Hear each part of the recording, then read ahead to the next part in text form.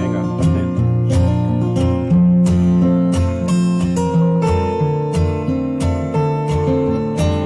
Oi?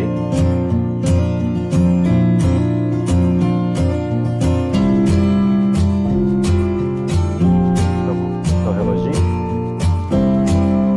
Deixa eu ver.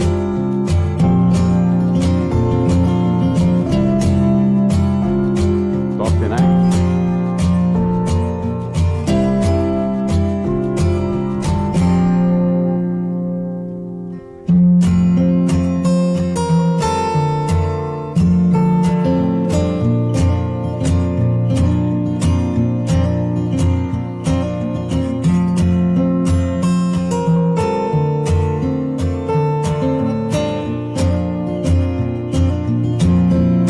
Top som. Isso.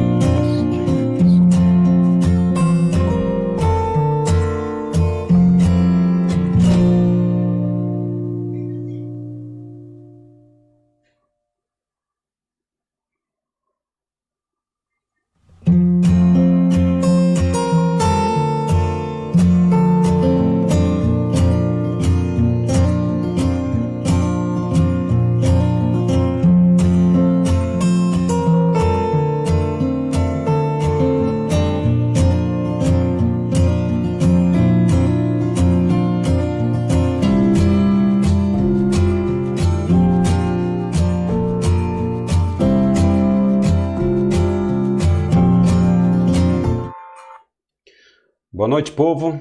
A graça e a paz em Cristo. Estamos começando a nossa live sobre a soberania de Deus. Que Deus abençoe a sua vida ricamente. Nesse momento nós vamos orar para dar início aos nossos estudos. Amém? Vamos orar ao Senhor nesse instante. Nós te rendemos graças, Senhor Deus, por tudo aquilo que o Senhor tem feito na nossa vida. Que o Senhor, ó Pai Santo, dê um bom momento, ó Deus, na tua presença. Que, ó Deus, a Tua palavra possa falar ao nosso coração, que nós possamos encontrar, ó Deus, consolo em tudo, ó Deus, aquilo que o Senhor tem feito, que as questões, ó Pai, que estão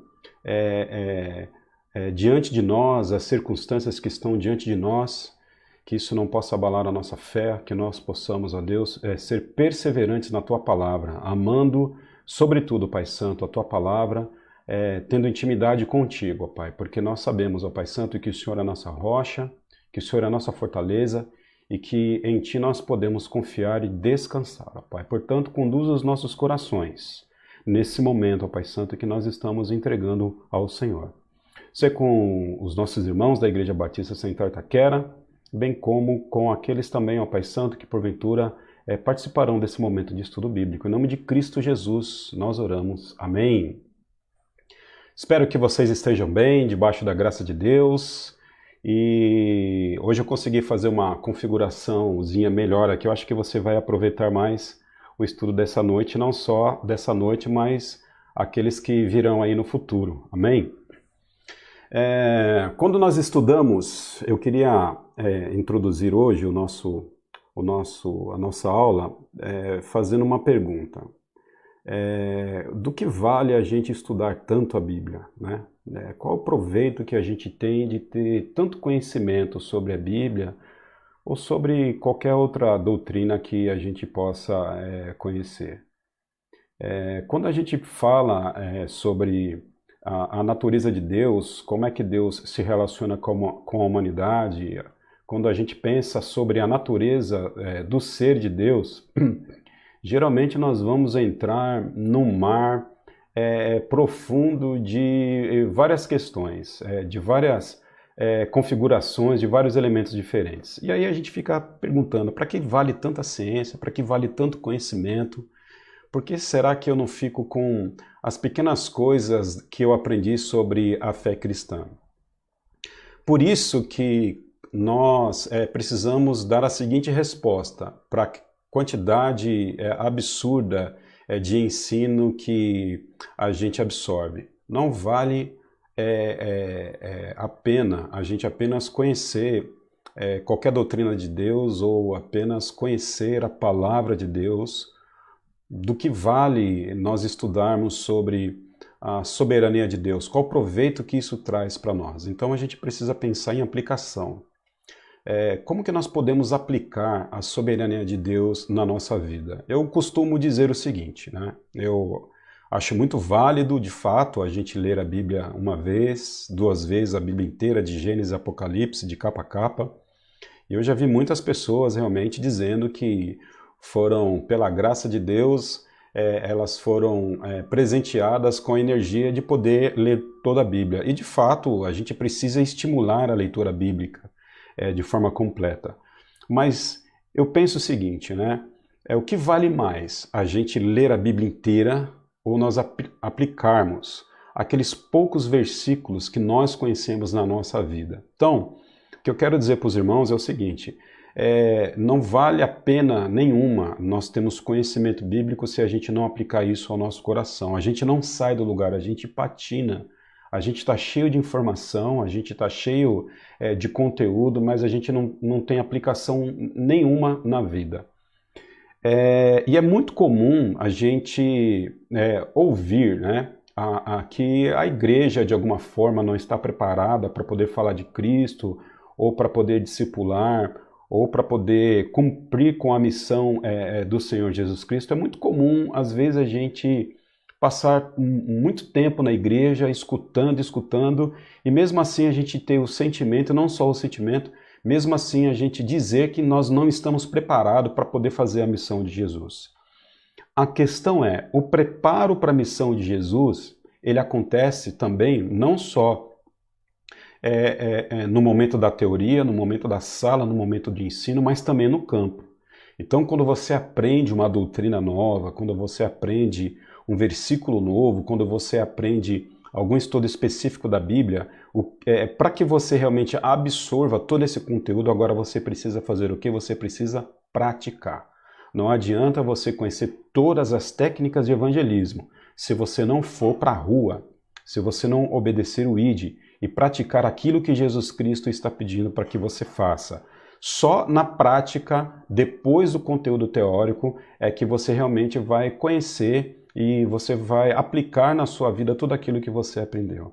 E a melhor parte, a parte que dá mais contentamento para a gente, é a parte da prática, quando a gente sai desse mundo teórico e começa a realmente exercer a prática. Então, para que você tenha uma plenitude, para que Deus ele se manifeste plenamente no seu coração, você precisa sair da onde você está e começar a fazer aquilo que Deus pediu para que você faça. Então, para que você aproveite, para que você viva a soberania de Deus na sua vida, você agora precisa praticar isso. Não adianta nada saber que Deus é soberano, que você é responsável.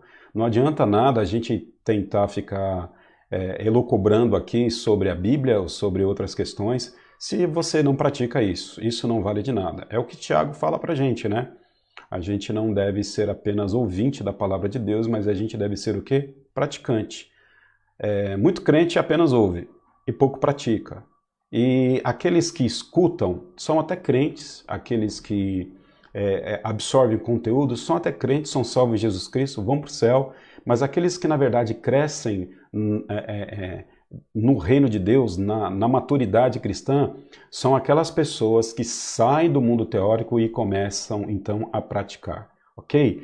Então hoje nós vamos pensar um pouquinho sobre isso, como que a gente pode aplicar a soberania de Deus na nossa vida, diante de tudo aquilo que a gente já ouviu, diante de tudo aquilo que a gente já disse, diante de tudo aquilo que a gente já aprendeu, como é que a gente pode aplicar isso na nossa vida? Como que isso pode se fazer verdade na nossa vida?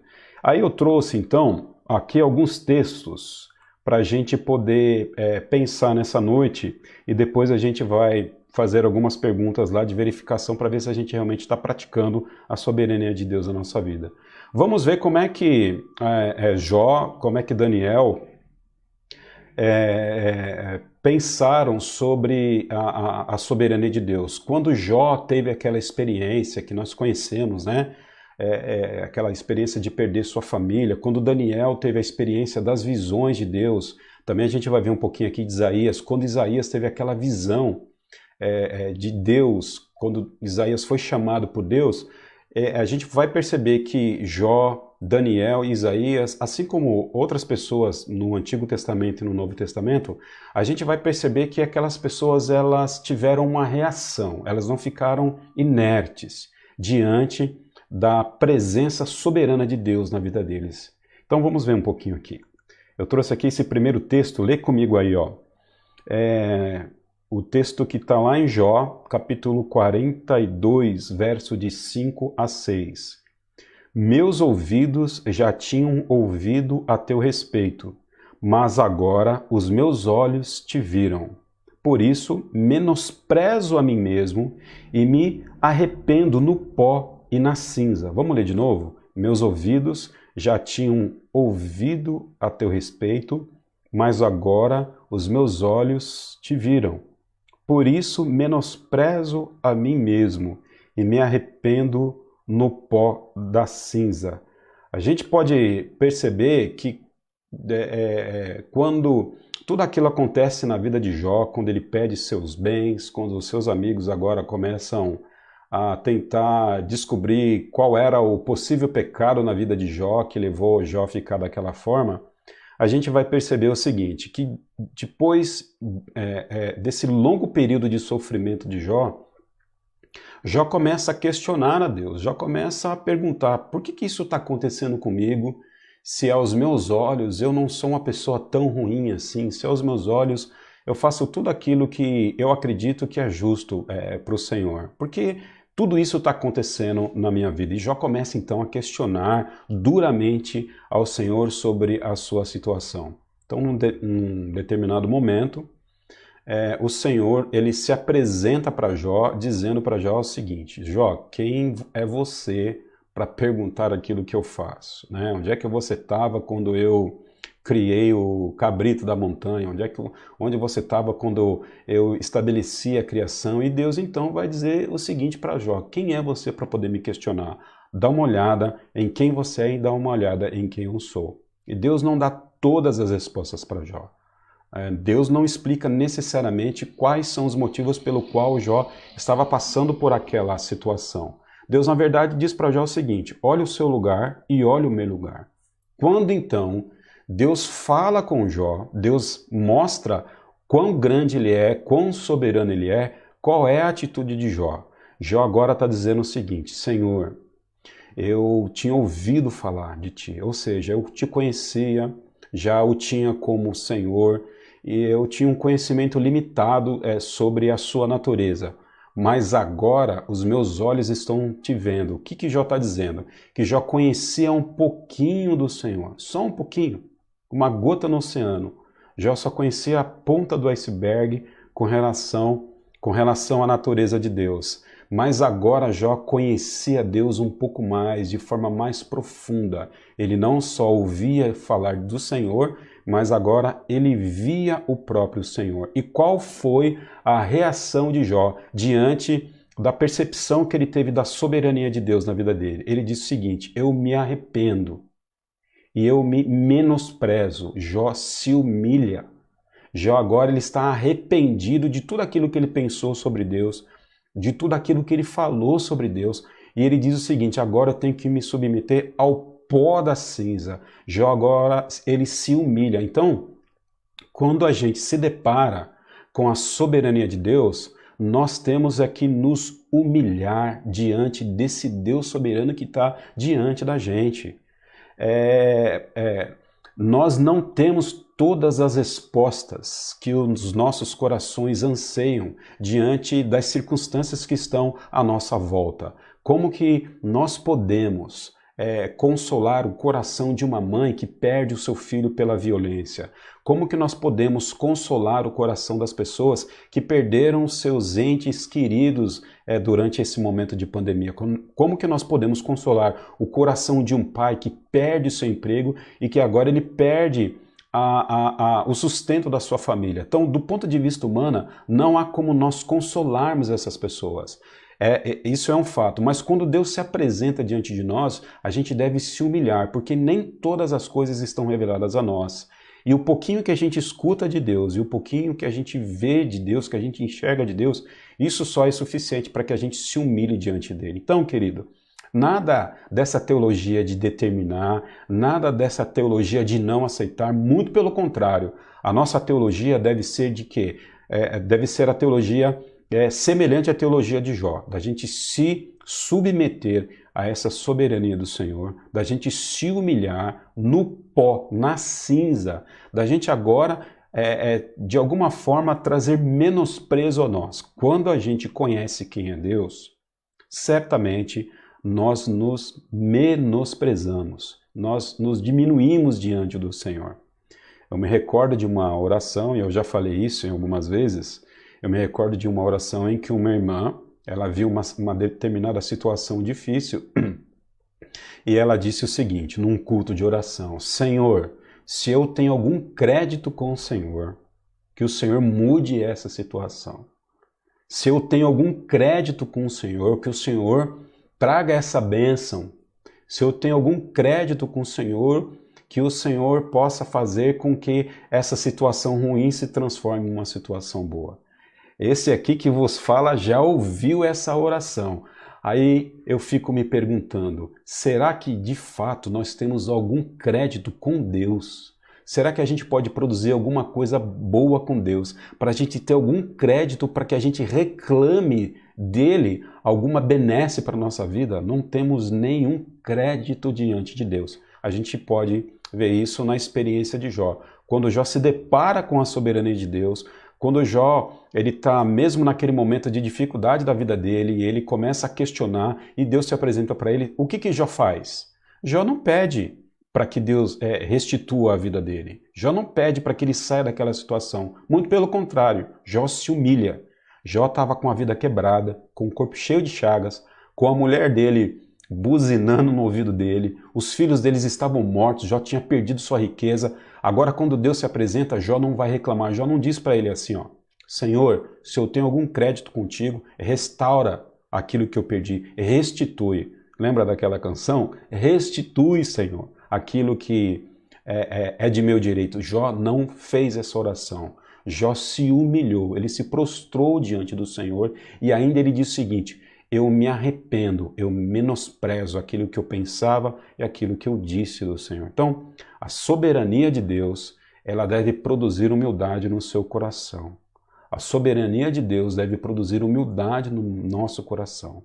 A soberania de Deus deve produzir desprezo de nós mesmos diante desse Senhor que é dono do céu e dono da terra. É isso que a soberania de Deus deve produzir. Ela não produz em nós vitória, ela não produz em nós bênção, ela não deve produzir em nós soberba, ela não produz em nós direito, ela não produz em nós autojustiça. Muito pelo contrário, a soberania de Deus deve envergonhar a gente de quem nós somos, diante desse Deus que está sobre nós. A gente pode aprender isso na Bíblia com o exemplo de Jó. Vamos dar mais um exemplo aqui, o exemplo de Isaías. A gente está lendo aqui agora Isaías capítulo 6, verso 5. Então gritei, diz aqui o texto, né? Então gritei, ai de mim, estou perdido, pois sou um homem de lábios impuros e vivo no meio de um povo de lábios impuros. Os meus olhos viram o Rei, o Senhor dos Exércitos. Vamos ler de novo? Então gritei, ai de mim, estou perdido, pois sou um homem de lábios impuros e vivo no meio de um povo de lábios impuros. Os meus olhos viram o Rei, o Senhor dos Exércitos.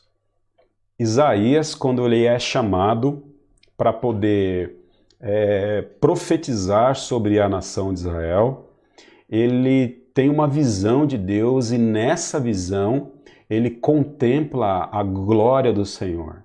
E qual é a reação de Isaías? Quando Isaías se depara com a majestade de Deus, quando Isaías se depara com a soberania de Deus. O que produz no coração dele? Qual é a reação que ele tem diante dessa doutrina, diante daquilo que nós temos falado aqui durante esses dias, as terças e as quintas-feiras? Quando Isaías se depara com a soberania de Deus, ele diz: ai de mim, coitado de mim, morri, estou morto. Coitado de mim, eu estou perdido, já estou morrendo. Por que eu estou morrendo? Aí ele se compara diante da natureza de Deus. Por que eu estou perdido? Por que eu estou morrendo? Porque eu sou um homem de lábios impuros e eu vivo no meio de um povo de lábios impuros. Eu estou perdido. Uma reação de insignificância toma o coração de quem? De Isaías. Ele percebe quem ele é. Ele percebe que ele não tem direito nenhum. Ele percebe que ele não pode determinar nada. Ele percebe que ele é pó, que ele é um homem de lábios impuros, que ele não é digno de ter visto a majestade do Senhor, da qual esse mesmo Senhor chamou ele para executar o ministério. E aí a gente está falando de uma pessoa que foi chamada para ser profeta de Deus. Perceba isso. Ele foi chamado para ser profeta de Deus. E quando Isaías diz, ai de mim, porque eu estou perdido, porque eu já vou perecendo, Isaías está dizendo o seguinte: eu não sou digno de ver o que eu estou vendo. Eu não sou digno de ser essa pessoa pela qual Deus deseja usar. Então, a soberania de Deus ela deve produzir em nós isso, deve produzir ais, deve produzir em nós humilhação, deve produzir em nós deve aflorar na nossa consciência a real natureza de quem nós somos. Somos pessoas pecadoras, somos pobres, somos pessoas de mente impura, ações impuras e palavras impuras. A soberania de Deus deve gerar em nós autoconhecimento, gerar em nós o conhecimento de quem nós somos. Nós somos o quê? Pobres pecadores. Pobres pecadores, dos quais, certamente, ao sermos visitados por Deus, o risco de nós morrermos é muito grande. Isso deve fazer com que a gente, como a gente diz, né, um jargão popular, a soberania de Deus deve fazer com que a gente abaixe um pouquinho a nossa bola. Deve fazer com que a gente tenha um pouco mais de temor diante desse Senhor que a gente obedece, ou pelo menos a gente diz obedecer, mas a soberania de Deus, ela deve fazer com que a gente se humilhe diante desse Senhor do qual nós servimos. Interessante nós pensarmos assim, né? Olha que interessante. O que a gente pode aprender com Isaías? Isaías agora, ele está sendo escolhido por Deus para poder ser profeta do Senhor, boca de Deus em Israel. Então a gente pode perceber que as palavras de Isaías, elas indicam algumas coisas. Uma delas que ele não é digno para poder atender esse chamado em si mesmo, quando ele olha para si mesmo, porque ele é um homem de quê? De lábios impuros. Então eu fico pensando assim, né? Há muitos ungidões por aí dizendo que vem aqui para a minha igreja porque aqui Deus vai te abençoar.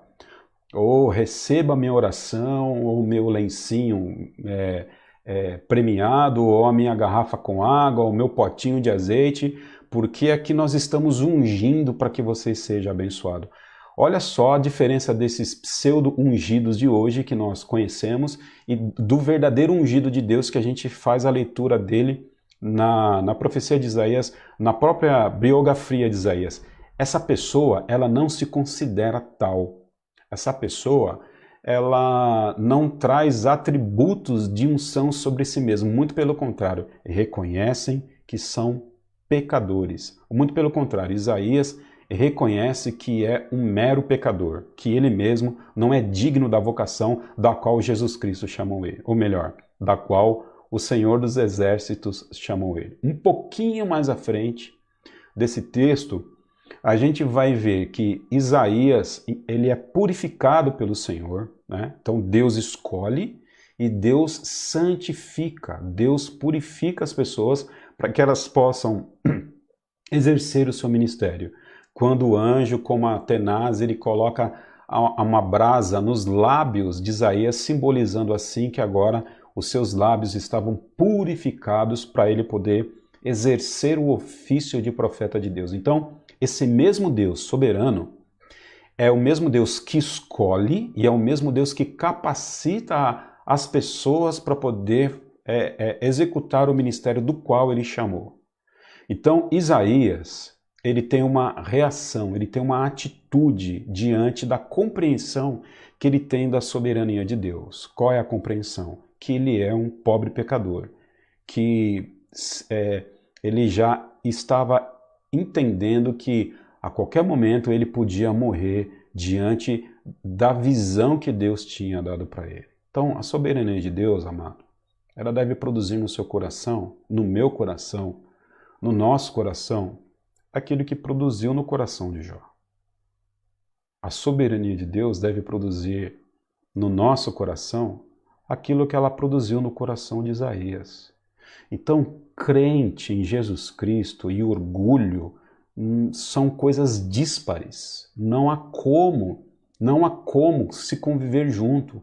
Orgulho, espírito altivo, elitismo espiritual, né? E essas coisas não fazem parte das pessoas que conhecem o ser de Deus.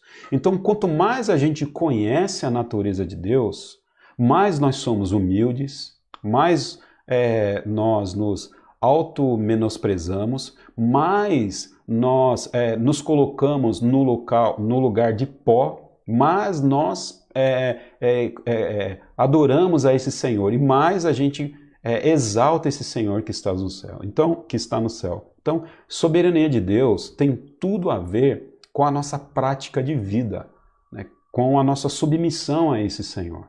A soberania de Deus, ela está a compreensão dessa doutrina, certamente ela deve produzir em nós espírito de humildade. Então, o pastor que é metido a besta, você que é metido a besta porque é pastor, você tem que deixar de ser metido a besta. Você tem que ser um servo em Jesus Cristo. Você tem que servir ao Senhor com alegria, como Jó serviu, como Isaías serviu.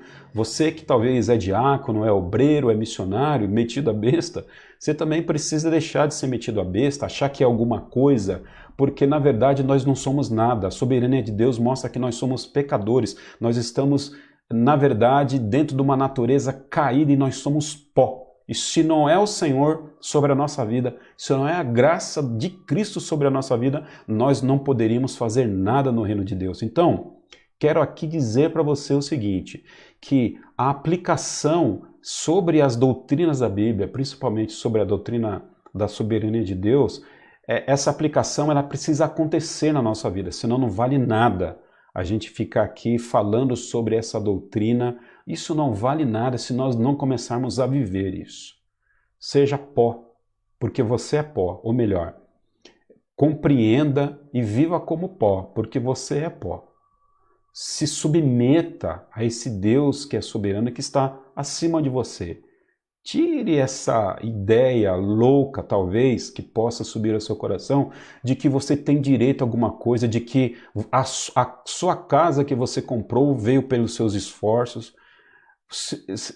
A sabedoria que você tem é porque você estudou. Tudo isso provém de Deus. E todas as coisas boas que nós podemos produzir provém do Senhor.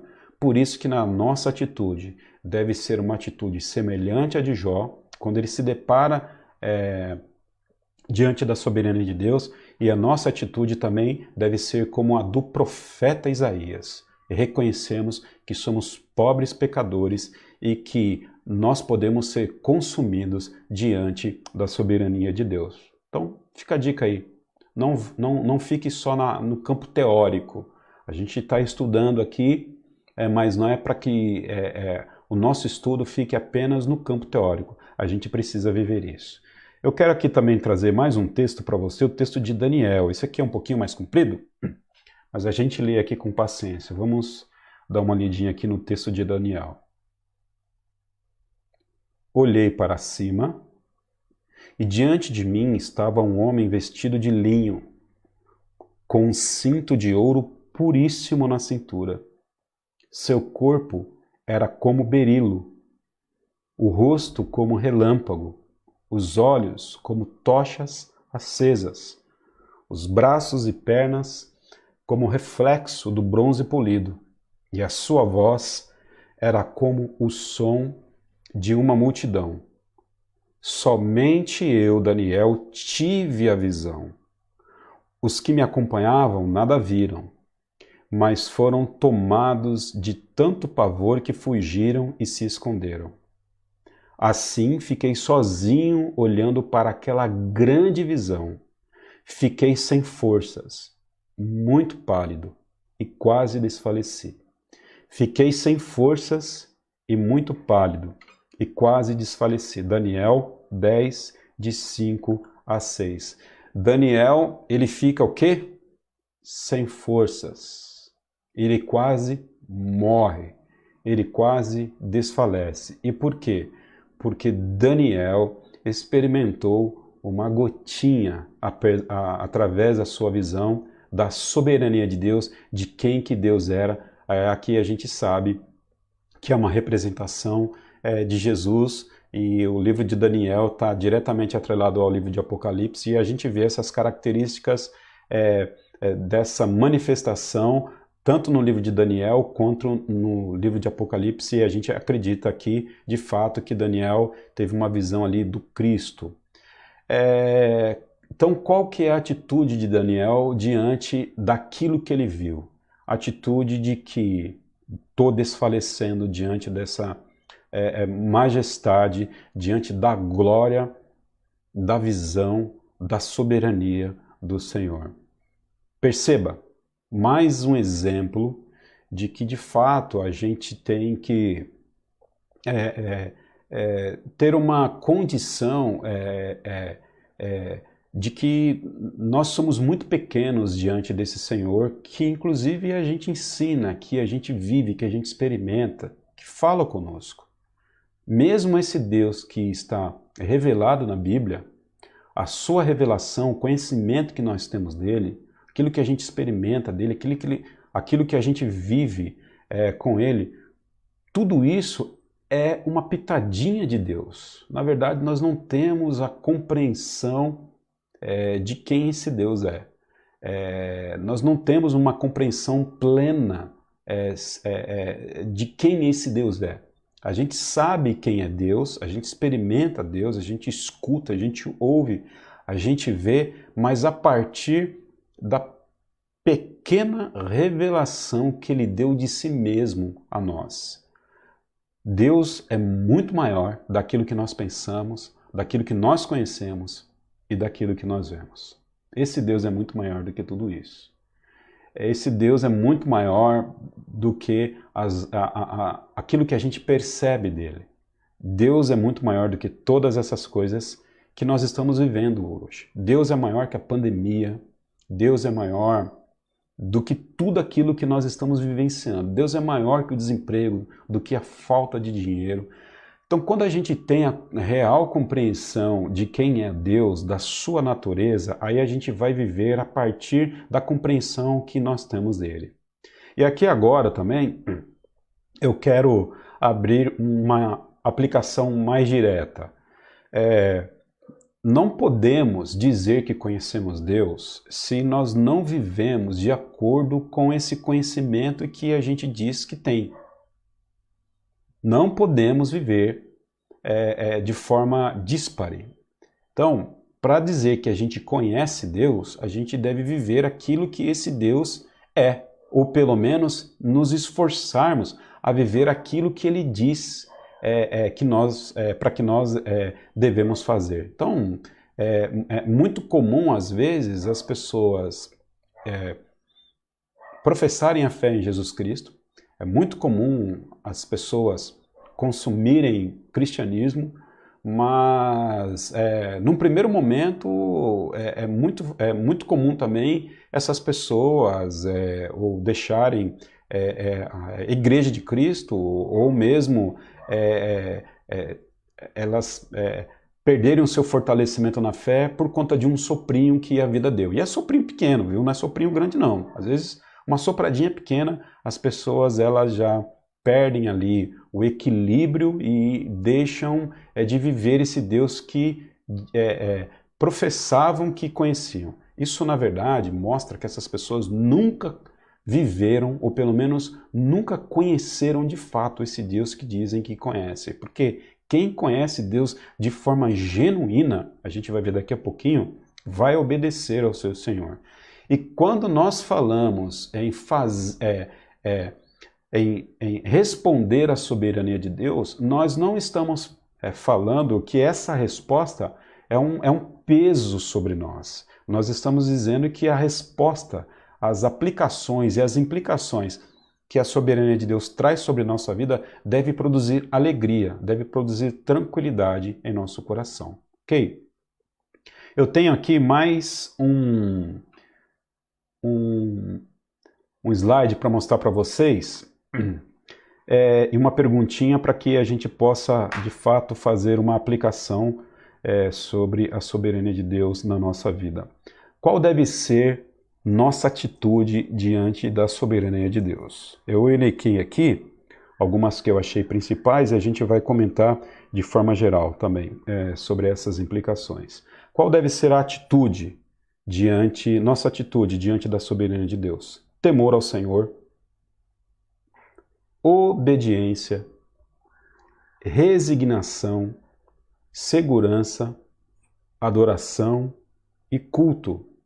Temor, obediência, resignação, segurança, adoração e culto. Precisamos temer ao Senhor. Temer ao Senhor. E como é que você sabe quando você teme ao Senhor? Quando você pensa 2 vezes ou 3 vezes antes de pecar. Então, nós pecamos, ao pecar de forma consciente, o Espírito Santo vai dizer ao nosso coração o seguinte: o que você está fazendo, de fato, é o que Deus quer que você faça? Porque ao tentarmos pecar, o Espírito Santo de Deus, ele vai produzir em nós temor ao Senhor. Só se esforça em não pecar aquele que teme ao Senhor. E aquele que vive pecando não teme ao Senhor.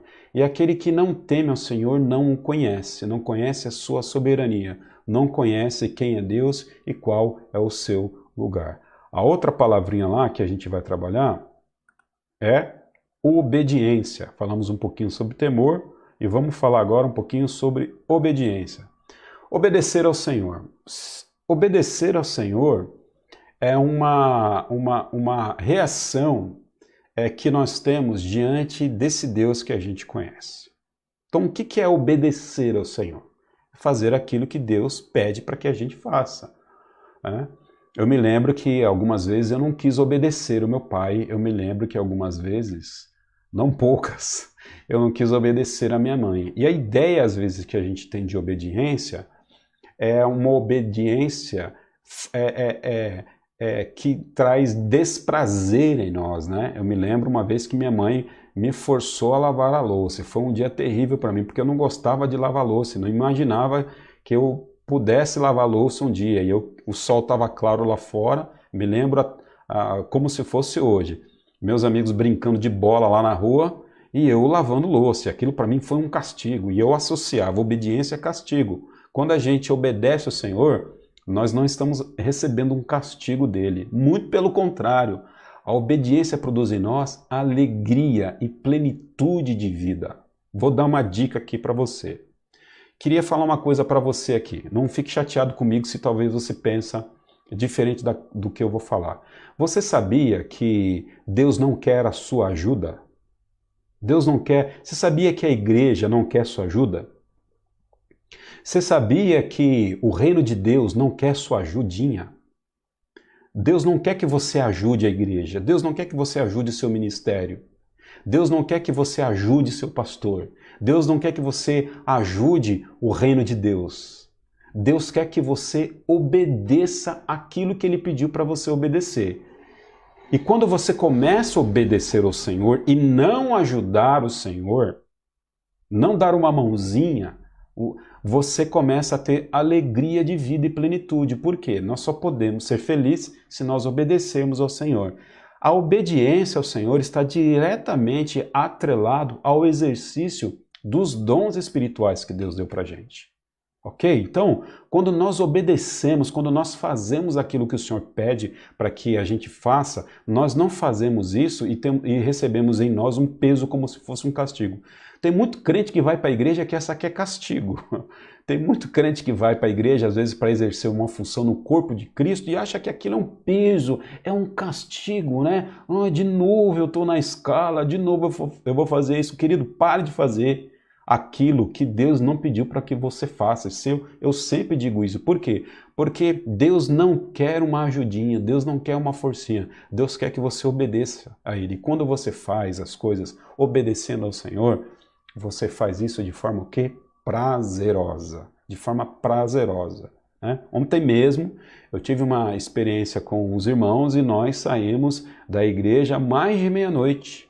E eu pude perceber ali os irmãos fazendo o trabalho de Deus de forma prazerosa. E a gente precisou ir embora porque eu falei para a turma, vamos para casa, tá tarde. E assim, as pessoas lá dispostas a continuar o trabalho, enfim, por quê? Porque não estavam ajudando o reino de Deus, não estavam ajudando o Senhor Jesus Cristo. Eles estavam obedecendo a missão que Deus deu para eles. E quando a gente obedece o Senhor, quando a gente conhece o Senhor, nós começamos então a ter prazer na obra de Deus.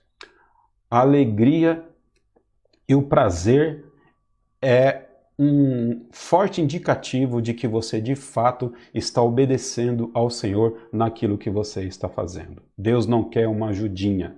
Deus quer que você obedeça a Ele dentro daquilo que Ele pediu para que você faça. Não é legal isso? Então, quando a gente conhece o Senhor, quando a gente conhece Deus, quando a gente começa a temer ao Senhor diante da sua soberania, a gente também vai produzir obediência em nosso coração. E não é aquela obediência forçada que eu precisei fazer com minha mãe pedindo para eu lavar a louça. Lembra lá da minha mãe mandando eu lavar a louça? E eu estava ali bravo, eu estava ali querendo me desapegar daquilo, porque aquilo era um castigo para mim. Obediência ao Senhor, a obediência ao Senhor não produz em nós um sentimento de castigo. A obediência ao Senhor produz em nós um sentimento de alegria. Se você não está tendo alegria naquilo que você está fazendo no corpo de Cristo, e quando eu falo corpo de Cristo, a igreja, né? Se você não está tendo alegria naquilo que você está produzindo no corpo de Cristo, talvez você não esteja obedecendo ao seu Senhor. Talvez você está fazendo qualquer outra coisa, menos obedecer a Deus. Porque quando a gente obedece a Deus, nós fazemos as coisas com alegria. Amém? Então, não ajude. Faça o que Deus pediu para que você faça no reino de Deus para ser alegre. Vamos voltar lá, a outra palavrinha? A outra palavrinha de hoje é a resignação. Resignação é subserviência. É você se submeter a esse Senhor. Quando a gente conhece Deus, quando a gente sabe que Deus pode todas as coisas, quando a gente sabe que Deus faz tudo aquilo que Ele quer, do jeito que Ele quer, e Deus não tem que dar satisfação nenhuma para ninguém, ok? Quando a gente sabe que nós somos pó, quando nós sabemos que nós somos pó, quando nós sabemos que nós somos pecadores, quando nós temos uma atitude de Jó, uma atitude de Daniel, quando a gente tem uma atitude de Isaías, nós precisamos ter subserviência no Senhor. Nós precisamos ter resignação. É aquela ideia de se submeter ao Senhor como escravo. Nos colocarmos no lugar de servo, né? no lugar de escravo. Quando a gente aceita Cristo como um Salvador, nós deixamos de ser escravo do pecado. Agora a gente começa a ser o quê? Livre. Ok, mas o que significa ser livre? Livre para fazer o que quer? Não. A gente não é livre para fazer o que quer. A nossa liberdade é uma liberdade que está diretamente ligada à nossa outra escravidão, que é a escravidão em Cristo. Então, quando nós falamos que nós somos livres do pecado. O pecado não reina mais sobre a vida do crente. O crente ainda continua a pecar, mas o pecado dele não reina mais sobre a sua vida, mas agora ele se torna escravo de Cristo. Então, quando nós conhecemos Jesus, quando nós conhecemos Deus, sabemos quem Deus é, qual é o local de Deus, qual é o nosso local, qual é a sua natureza, nossa natureza, qual é o papel de Deus, o nosso papel, nós agora somos o quê? Subservientes ao Senhor. Nós agora entramos num processo de resignação. Nós agora entendemos que nós somos meros escravos do Senhor e que nós devemos total obediência a Ele. Então, olha que interessante, né? Isso muda. Nós estamos falando aqui de implicações, tá? Deus é soberano e legal. E o que essa doutrina tem a ver com a minha vida? Tem a ver de que você precisa agora ser escravo desse Senhor, fazer a vontade dele, percebe? Fazer a vontade dele, se submeter àquilo que ele quer que você faça. Então, crente não pode ficar por aí vivendo a vida que quer, fazendo aquilo que quer, da forma que quer, pensando como quer, de acordo com as suas teorias.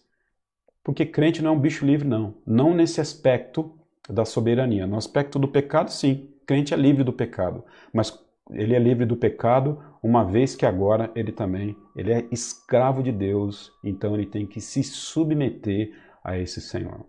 Você tem se submetido ao Senhor? Você tem temido ao Senhor? Você tem se humilhado ao Senhor? Você tem se colocado como escravo do Senhor diante daquilo que você compreende de vida cristã? Ou você tem vivido uma vida para você mesmo? Ou os seus projetos, eles são projetos seus que você, na verdade, não entregou na mão do Senhor? É uma pergunta que nós precisamos responder, na verdade. Vamos lá para outra palavrinha de hoje. Nossa atitude diante da soberania de Deus, ela deve produzir em nós o quê? Segurança. Segurança. Vou lembrar aqui de novo do livro do John Piper, Coronavírus e Cristo. Esse velhinho, pastor velhinho, ele recebe um diagnóstico de câncer, ele começa a escrever o seu livro falando sobre isso, né? Ele recebe um diagnóstico de câncer e ele entende que o Senhor falou com ele o seguinte: Piper, eu estou com você na vida ou na morte. Eu estou sobre qualquer diagnóstico médico. Então, os diagnósticos e as probabilidades, elas não têm efeito nenhum sobre a minha soberania. Piper disse o seguinte, que ouviu Deus falar com ele. Olha que interessante, mas ele vai fazer uma menção de como que Deus falou ao coração dele, através da Bíblia. Ou seja, ele já conhecia Deus, já sabia que Deus era soberano, né? Na verdade, Piper é um mestre nessa doutrina da soberania de Deus. Piper já conhecia o Senhor. E quando ele conhece o Deus que ele tem, ele então é inundado por uma grande segurança. Então, para o Piper, olha só, ele estava vivendo o Salmo 23. Ainda que eu andasse pelo vale da sombra da morte, não temerei, porque tu estás comigo. Você já pensou em se deparar numa situação em que o exame médico ele pode ser uma resposta positiva às suas expectativas de vida e mesmo assim você é inundado por uma sensação de segurança? Como que isso pode causar na sua vida um impacto tão grande que você agora não tem medo da morte, que você agora não tem medo daquilo que está depois do Rio Jordão, ou depois do Mar da Galileia, ou depois do Mar Vermelho. É a segurança que inunda o nosso coração diante de tudo isso que nós estamos vendo. Querido, olha só, Nós estamos num momento difícil no mundo, no Brasil, mas o que traz segurança para nós nesse momento é conhecer o Senhor, saber quem nós servimos. Quem mantém você no seu trabalho não é o teu patrão, não é o teu chefe. Quem mantém você no seu trabalho é o Senhor da sua vida. É o Senhor da sua vida. Quem mantém ou não o seu salário é o Senhor da sua vida. Quem dá ou não saúde para você é o Senhor da sua vida. Deus está acima de todas as coisas, por isso a gente precisa ter segurança no Senhor diante das dificuldades que possa acontecer na nossa vida.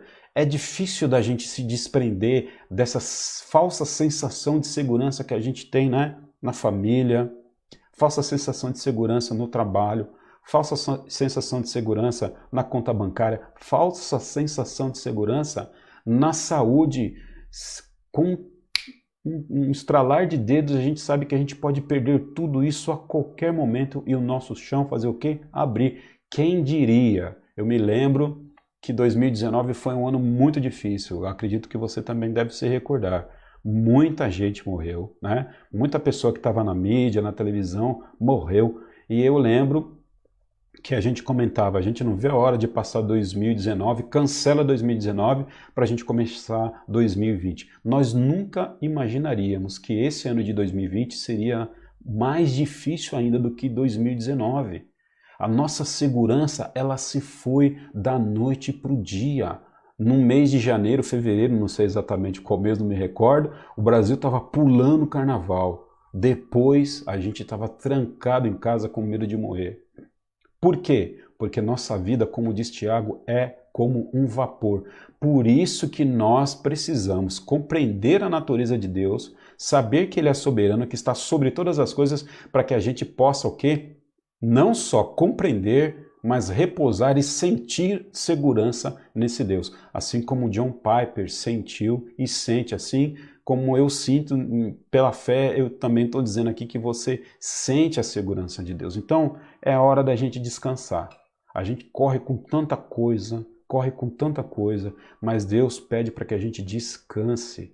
Aquietai-vos o coração, porque nós sabemos que Deus, Ele é o Senhor que governa todas as coisas. Deus governa a harmonia e Deus governa o caos. Mesmo no caos, Deus está governando o caos. As coisas não estão acontecendo porque simplesmente auto-aconteceram. Há um plano de Deus na humanidade, um plano eterno de amor sobre aqueles que Ele derrama sua graça, do qual, graças a Deus, eu acredito que pela fé você é contemplado, que está acontecendo nesse momento. E louvado seja Deus por isso, isso nos traz segurança. Por isso que segurança de salvação, nós podemos afirmar que existe sobre a vida do cristão, sobre a vida do crente. Por quê? Porque a segurança não repousa nas forças do próprio crente. A segurança de salvação, ela repousa nas mãos do Senhor. É por isso que nós acreditamos na doutrina da perseverança dos santos. O que significa isso?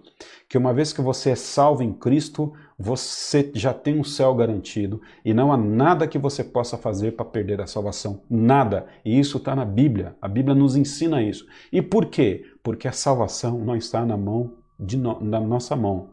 A salvação não está na mão do homem. A salvação está na mão de Deus, porque se tivesse a salvação na nossa mão, você podia ter certeza, a gente não conseguiria ganhar a salvação em nenhum momento. A teologia arminiana, ela diz o seguinte, que você precisa permanecer na graça e ser fiel, porque na segunda-feira, você obedecendo ao Senhor, você está salvo, mas na terça-feira, se você cair em pecado, você perde a salvação.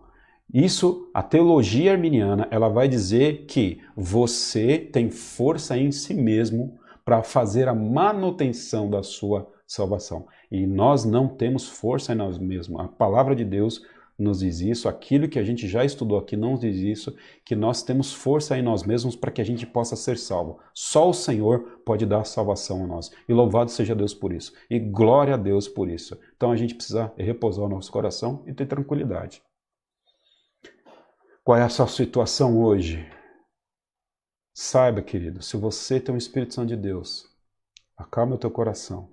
Tenha segurança no Senhor, porque Ele está trabalhando nisso exatamente. O mundo está conspirando a seu favor. Lembra lá? Na morte ou na vida, Deus está contigo. Amém? A soberania de Deus, ela promove segurança no nosso coração. Mais uma palavrinha para a gente terminar. Adoração e culto. Qual deve ser a nossa atitude diante da soberania de Deus? Eu coloquei aqui duas palavras que são similares, né? Adoração e culto. Adoração e culto. Quando a gente pensa em culto, é lógico que a gente está lembrando lá dos nossos encontros presenciais. Não só isso, né? Mas também isso. Como é bom e quão prazeroso nós temos os nossos encontros presenciais. Deixa eu falar uma coisa para você. Talvez você já ouviu essa expressão, né? Desigrejados. Existem muitas pessoas que não vão para a igreja hoje. Elas não acreditam nesse sistema de você... nesse sistema religioso, porque é um sistema religioso, de você precisar frequentar e ser fiel a uma comunidade local. E por que isso acontece? Eu não quero aqui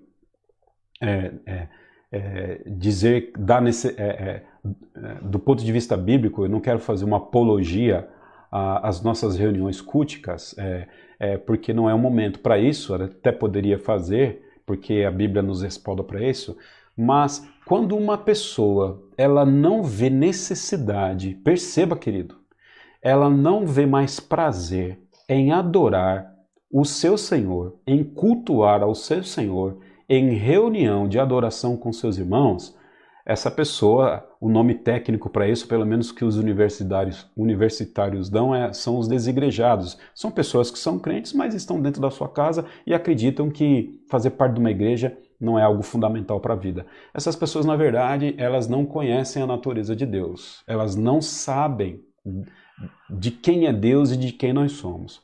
A gente precisa lembrar que Deus é três, ok? Deus é Pai, Deus é Filho e Deus é Espírito Santo. Só existe um ser, ok? Só existe um ser divino. E esse ser divino, nós podemos contemplá-lo nas três pessoas, Pai, Filho e Espírito Santo. Há uma comunhão dos eternos três. E eu vou ser redundante aqui. Desde a eternidade há uma comunhão dos eternos três, porque Deus é amor. É uma pessoa se dando em amor à outra desde a eternidade. E nós somos uma expressão da Trindade. Nós somos pessoas relacionáveis. Por isso que é importante que a comunhão da igreja se mantenha. Por isso que é importante que nós entendamos que igreja não é um local onde a gente vai consumir alguma coisa, mas igreja somos nós, é o corpo de Cristo, do qual nós precisamos juntos adorar e prestarmos culto ao Senhor.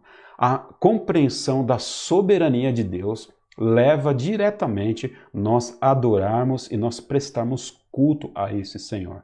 E não é, eu volto a dizer, querido, não é culto à família, não é culto à propriedade, não é culto à saúde, não é culto às bênçãos, é pelo simples prazer de nós irmos na igreja e cultuarmos ao Senhor. A pregação do Evangelho, ela é uma expressão clara de adoração e culto.